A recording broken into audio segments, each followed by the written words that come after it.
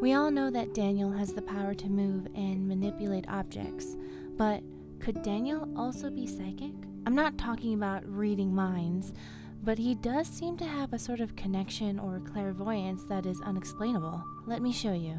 In episode 2, you can see some graffiti that Daniel has drawn on the walls of the cabin. What is this? That is a messy version of the Eye of Providence, a common wall graffiti that was all over Arcadia Bay in Season 1, presumably drawn by Chloe or Rachel. Additionally, we see this familiar looking blob, done in the same kind of style that Rachel or Chloe used to draw all over and in their secret hideout in the junkyard. To me, this seems like Daniel had these images in his head and then drew them on the walls. He did visit Arcadia Bay briefly, and he might have picked up on these ideas, images flashing in his mind. Additionally, behind his bed is what looks like a tree, possibly burning, and what appears to be maybe a lion on top of an upside-down crown. It is possible this is referring to the events of Before the Storm and the death of Rachel Amber, the lion and the crown being a common symbol of Leo's, Rachel's astrology sign that she proudly spoke about. Remember, Daniel isn't very good at drawing, so you kinda have to read behind the lines of what he's doing. Okay, well, Mari, maybe those are just Easter eggs.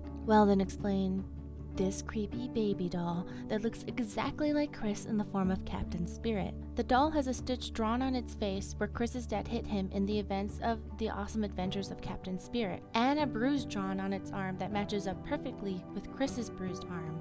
These events have not yet happened in the timeline of Life is Strange, as of Daniel having and playing with this doll. And at this point in the game, Daniel has not even met Chris. Maybe the baby doll looks different depending on how you played the events of Captain Spirit. Let me know what your baby doll looks like in the comments. So, does that mean Daniel could be having the same prophetic dreams that Chloe and Samuel had in the events of Before the Storm and Life is Strange Season 1? The raven shows Rachel on fire in the dream, long before Rachel actually sets the whole forest on fire. It's prophetic and proves some magical intervention. The raven also shows Chloe where Rachel is. You made a new friend today.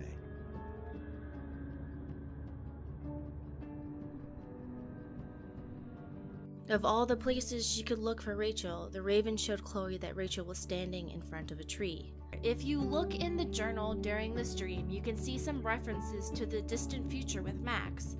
A drawing of Max wearing her clothes in the events of Life is Strange, and some text then for that Max won't see Chloe until she's dead.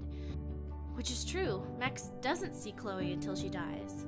So this proves the raven can see that far ahead in time, all the way to the events up and through Life is Strange. What do you think happened to her? Best not to dwell on the past.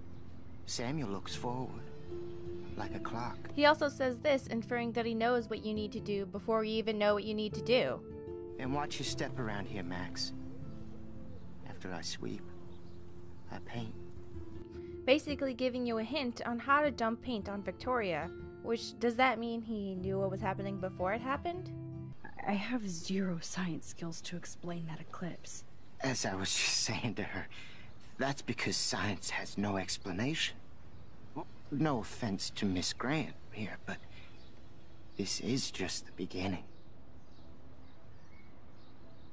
Beginning of what? Oh, I don't believe anything ever ends. Especially time. That's why I can sense something bigger is coming to Arcadia Bay. And Max, I don't like it at all. I'm sorry. I better get going now. But also pay attention to how he sees the future. If anybody knows, it will be you. My dreams tell me that. But... Max, all I can tell you is to stay on your path and you'll find what you're looking for. Rachel Amber is waiting too. Is Daniel psychic? Clairvoyant? A spirit medium? Or could he be Captain Spirit? That might end up be who Daniel could become. At the end of the episode, Daniel is given Chris's cape, the cape of Captain Spirit. Additionally, this episode seems to show some of the rules for Daniel's psychokinesis abilities.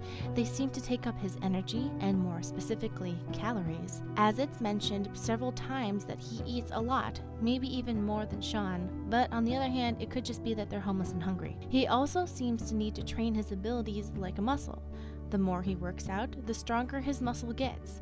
And much like human muscles, extreme emotions can make him be able to do things far beyond his normal abilities, much like a mother lifting a car to save her baby. There is a moment that seems to confirm that Daniel needs line of sight to be able to move objects, as proven from when he opens the door for Mushroom. Mushroom wants to go out. Don't you hear? Yeah, sorry. Move!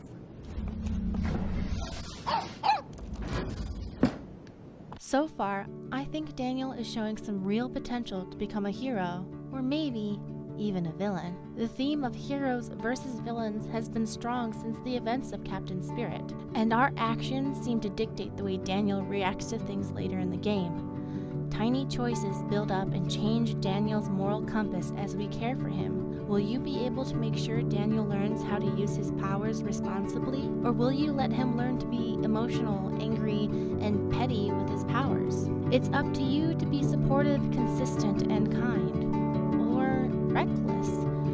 Daniel has the power, but right now, you playing as Sean has the great responsibility.